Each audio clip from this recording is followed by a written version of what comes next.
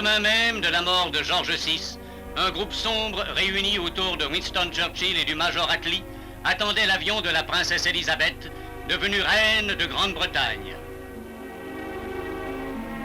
Cependant, au château de Sandringham, des groupes de visiteurs émus stationnaient aux portes, alors que, figés dans leur immobilité, 4 gardes-chasse du domaine veillaient silencieusement près du cercueil.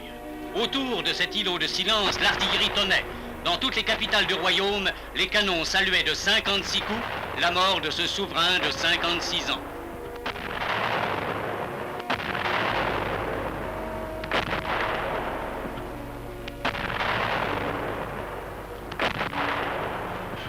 Et les rites immuables de la succession royale déroulaient leur faste traditionnel. Du balcon du palais de Saint-James, entouré de sa suite médiévale de héros et de poursuivants, le roi d'armes lisait la proclamation du nouveau souverain.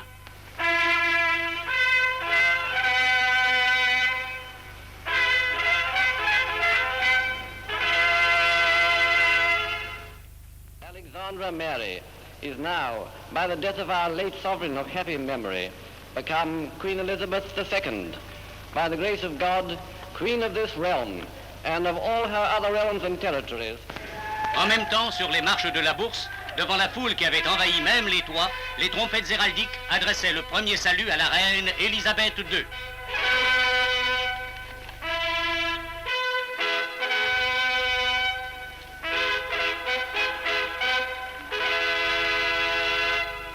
God save the Queen. Les couleurs remontaient au mât. Une minute émouvante passait sur les cœurs britanniques. Depuis sa naissance au château de Glamis, chacun avait suivi année par année, instant par instant, la vie de celle qui n'était alors que la princesse Élisabeth. On avait connu par les photos de magazines les heures marquantes de sa vie de petite fille.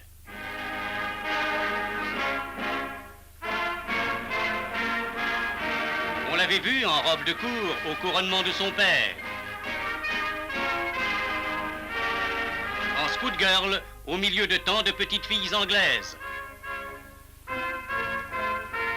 Cycliste emperlée de sueur dans les allées de Sandringham.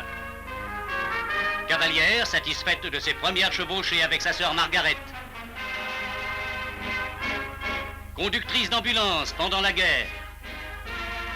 Et toujours aussi simple jeune fille que dans ses jeux sur le pont du navire qui l'emportait vers le Cap.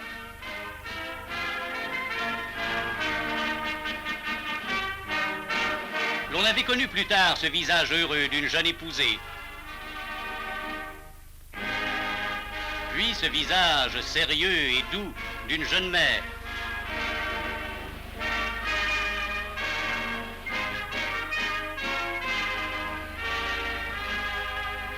Elle était devenue pour le peuple britannique non seulement la fille du roi, mais l'héritière de la couronne, celle qui un jour prendrait dans ses mains de reine les destins d'un peuple réparti sur les 5 continents. Si lente qu'elle soit à Sandringham, les heures passent. Et sur un affût de canon, le roi défunt, entre 2 haies de foule accourus de toute la province, va par les chemins de campagne, suivi par la voiture des reines, gagner la petite gare où l'attend le train funèbre.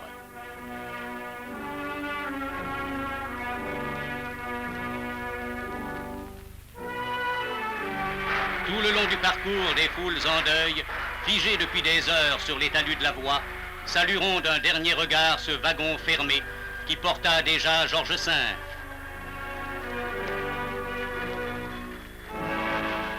À Londres, une foule attendait.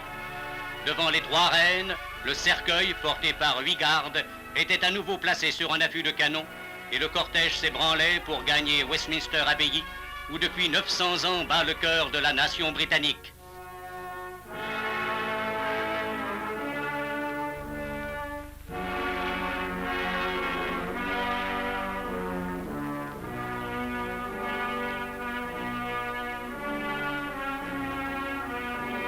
Couvert du pavillon royal et sommé de la couronne, le cercueil, suivi du duc de Gloucester, frère du roi, et du duc d'Édimbourg, a reçu le silencieux hommage des mêmes foules qui se pressaient voici 15 ans sur le chemin du couronnement.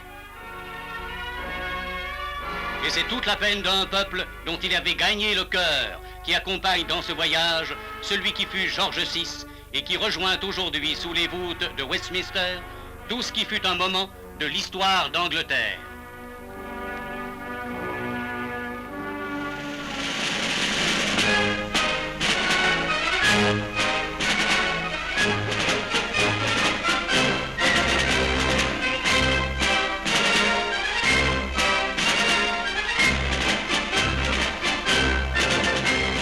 Pour la 6e fois dans l'histoire d'Angleterre, une reine reçoit la couronne.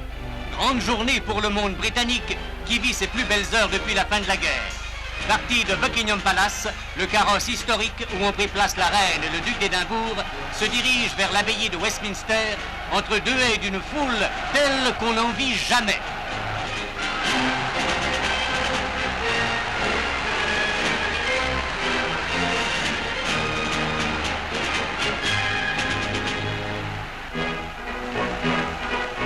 Millions de spectateurs sont en effet debout sur le passage du cortège. La plupart ont passé la nuit à leur place, mais la vue du carrosse doré, le visage clair de cette reine de 27 ans qui symbolise l'avenir britannique sont une magnifique récompense.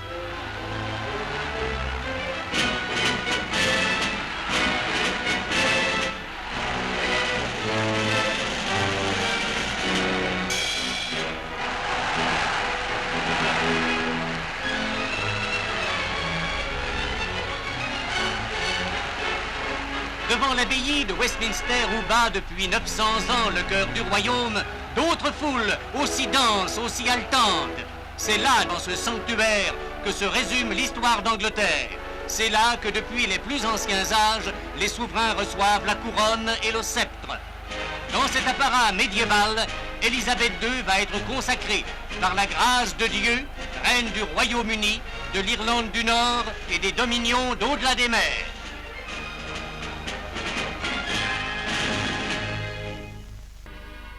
Elle s'avance maintenant sous les voûtes de Westminster. À leur ombre dorment tous ceux, rois, guerriers ou poètes, qui firent au long des siècles la grandeur du nom anglais.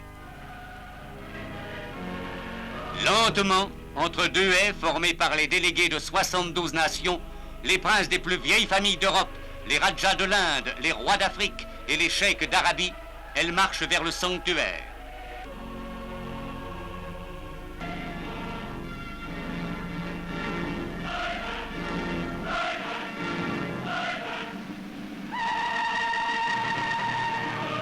Au premier rang, le duc d'Édimbourg. Au centre du chœur, le trône antique de Saint-Édouard, sur lequel furent couronnés tous les rois d'Angleterre. Et sur un rythme étrangement lent, dans ce décor coloré où les rois d'armes, les écuyers, les chambellans et les pages s'animent comme les personnages d'une tapisserie du Moyen-Âge, commencent les cérémonies qui font d'une souveraine désignée par les lois une reine marquée du signe divin.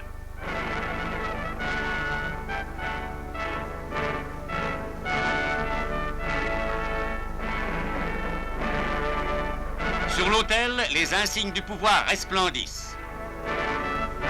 Tout près des ducs royaux, la reine-mère à la tribune royale garde près d'elle le petit prince Charles, le futur roi. L'instant solennel approche. On revêt la reine de la robe impériale et de la ceinture d'or. La voici prête à recevoir les insignes du pouvoir. L'archevêque de Canterbury lui remet l'épée de l'État, symbole de sa juridiction temporelle dont elle ne devra user que pour défendre les opprimés, selon la formule sacramentelle.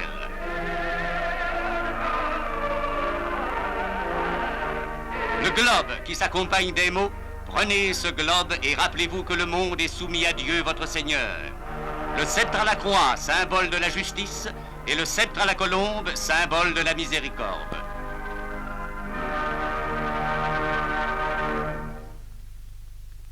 Et voici l'instant suprême. L'archevêque de Canterbury prend la couronne de Saint-Édouard sur laquelle étincellent plus de 1000 pierres précieuses. Il l'élève à la vue de tous et la pose sur cette tête de 27 ans. À ce moment, tous les pères se couvrent de leur couronne médiévale.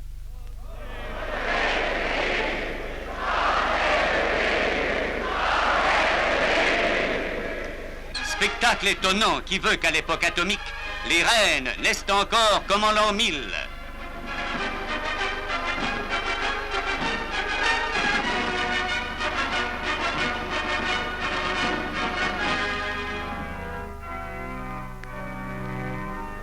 À cette souveraine couronnée, à cette jeune femme devenue le symbole émouvant de l'Angleterre de tous les temps, les pairs d'Angleterre vont faire leur serment de suggestion et de fidélité.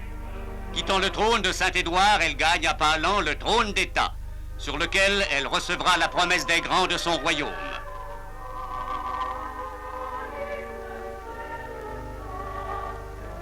Et le premier gentilhomme du royaume, le duc d'Édimbourg, s'avance. Marie d'Élisabeth, il s'avoue le premier sujet de sa souveraine. Sans couronne, à genoux, les mains jointes entre les mains de la reine, il prononce les mots rituels « Je suis votre homme lige, d'âme et de cœur ». Et c'est toute l'imagerie des contes de chevalerie qui remonte tout d'un coup du fond des siècles.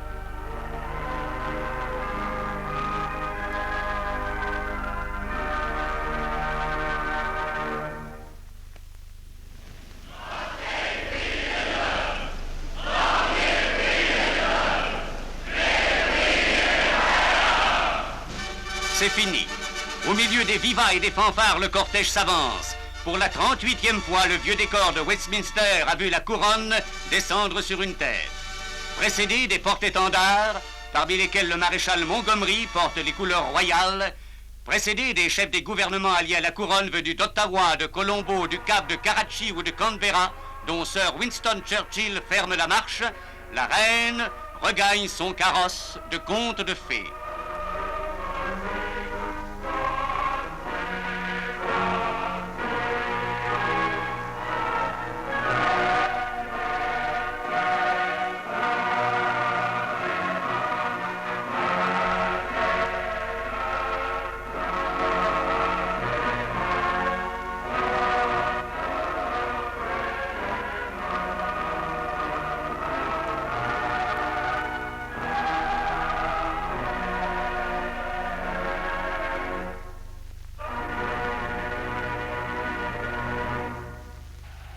Dehors, le ciel gris d'une journée pluvieuse, mais aussi un peuple qui crie sa joie.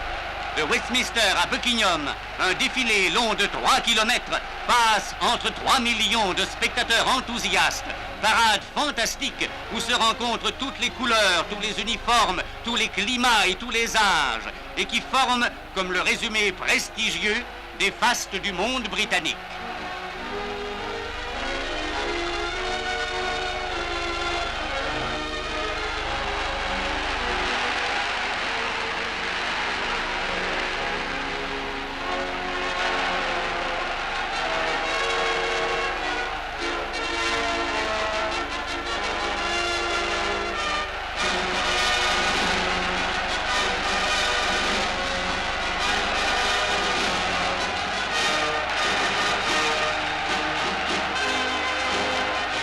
Devant Buckingham, la foule rompt les barrages. Dans ce visage étrangement jeune que coiffe une lourde couronne, que cherche-t-il ce peuple étreint d'une émotion singulière? L'avenir de l'Angleterre.